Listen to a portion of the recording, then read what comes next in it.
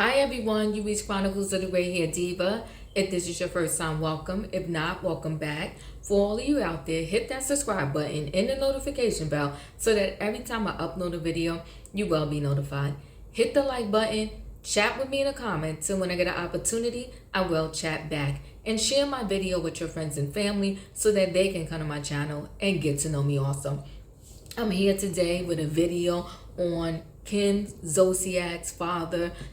She called him Joe on the show, but his full name is Joseph Zolciak. And on Monday, unfortunately, he was arrested for domestic violence against his wife. And I want to say the wife's name is Karen, okay? So first, I'm going to get a little bit into this article, and then we'll have a little chat. So let me go here and let me pull this out. Page 6, okay, reported this. They say Kim Zolciak Berman's estranged father was arrested for battery on Monday after allegedly getting into a physical altercation with his wife. Joseph Zolciak and his wife Karen Zolciak's fight began over him talking to a female neighbor. According to the police report obtained by Page 6, Joseph left the house to go run an errand. Karen slammed the door behind him because she was upset over a conversation that he had with the female neighbor, okay? Upon Joseph coming back to their home, Karen went to take a bath because Joseph was annoying her and watching TV in the bedroom.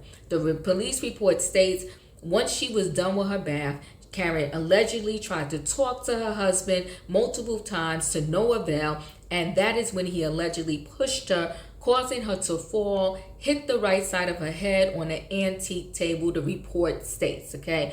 Karen admitted that she had 2 glasses of wine and, according to the officer taking the report, was highly intoxicated. She was transported to a West Florida hospital. Joseph, meanwhile, claimed in the report that Karen was blocking the TV when she fell, which he suspected was because she was intoxicated. So to me, that's indicating like, I didn't touch her. She was so drunk and she was standing in front of the TV and then she just fell and bumped her head, okay? Joseph was arrested for the misdemeanor battery and booked in a county jail in Florida. He was released Tuesday night on $1,000 bond. His court date is set for November 29th. Now, they tried to reach out to Kim for a comment, but of course, because she's not speaking to her parents, no rep has made a comment, since. They said the Don't Be Tardy star hasn't spoken to her parents in years after they called her a liar to the media. So, that word liar must trigger a lot of stuff in a whole lot of people. Because remember, Erica Jane from the Real Housewives of Beverly Hills pissed at Sutton because she said, Sutton called her a liar, and she said, don't ever call me a liar. So liar must be one of those trigger words, right? In March 2019, the Don't Be Tardy star told Andy Cohen that neither her nor her brother communicate with their parents. She said, I don't talk to my parents, Zolciak said on an episode of Watch What Happens Live with Andy Cohen, but I talk with my brother, and no, my brother doesn't talk to them either. So that was comforting to find out. Kim and her parents' estranged began years prior to when they called her a liar in the media and told the media that Kim's daughters, Brielle and Ariana, were fathered by 2 different men. So prior to that, I guess Kim was saying that both of them had the same father. The parents, pretty much told the media, no, they don't. Kim was pissed about that and had no love for her parents, I guess, since then. Zolciak and her mom Karen also got into a blowout at her 2011 wedding to Behrman. Karen and Joe later sued Kim for grandparents' rights to see the girls, but the lawsuit didn't amount to anything. All right, so that's the article from Page 6. So let's break this down and get into it. There's several things going on here. First, we'll start with the father, Joe. The whole domestic violence alleged situation is tragic. And no matter what the case may be, you should never, whether you are a male or a female, you keep your hands to yourself. You should never be putting your hands on anyone. But when you add alcohol to most situations, especially when people don't know how to quite control their alcohol intake and they get belligerent and crazy when they drink alcohol, it's never going to amount to a good situation. So apparently they were arguing with each other over, him talking to a neighbor. That in and of itself, even if you're sober, is not a good scenario. So he leaves the house, he comes back, she tries to talk to him, he doesn't want to talk to him, she's getting even more pissed. So you can only imagine, drunk, pissed, and upset and feeling like you're annoyed, what possibly could have happened in that situation. Well, obviously nothing good. They came, they arrested him, and now we have to wait till November 29th to see how the rest of this situation kind of plays out. In terms of Kim and being estranged from her parents, when we first got introduced to Kim on RHOA, her parents were a major part of her storyline and a big part of her life. She lived in her nice little townhouse with her 2 daughters.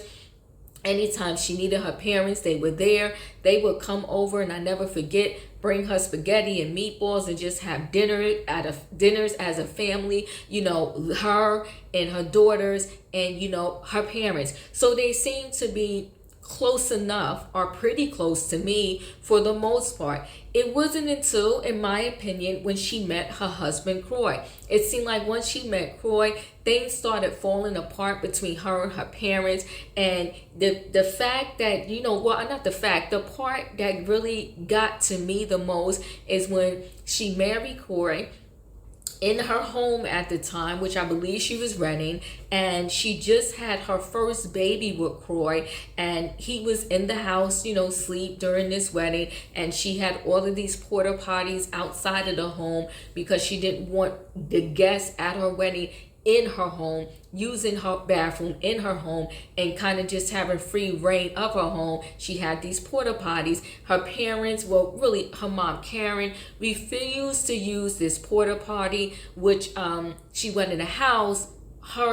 When I say her, Kim and Croy kind of just went off on Kim's mother because they was like, you woke our baby up that was sleeping. You shouldn't be in the house anyway. We told you can only use the bathroom outside. And it resulted in her mother getting kicked out of her own daughter's wedding reception. And it was just a disaster from that point on, and they never spoke. So what are my thoughts? I think that in life, people make mistakes. Whether those people are your parents, whether those people are your children, or your friends, or whomever. None of us are perfect. And when we make mistakes, to me, in my mind, as long as it's not, someone's life wasn't taken, or it wasn't so detrimental that, you stole millions of dollars from me, or you burnt my house down or something like that.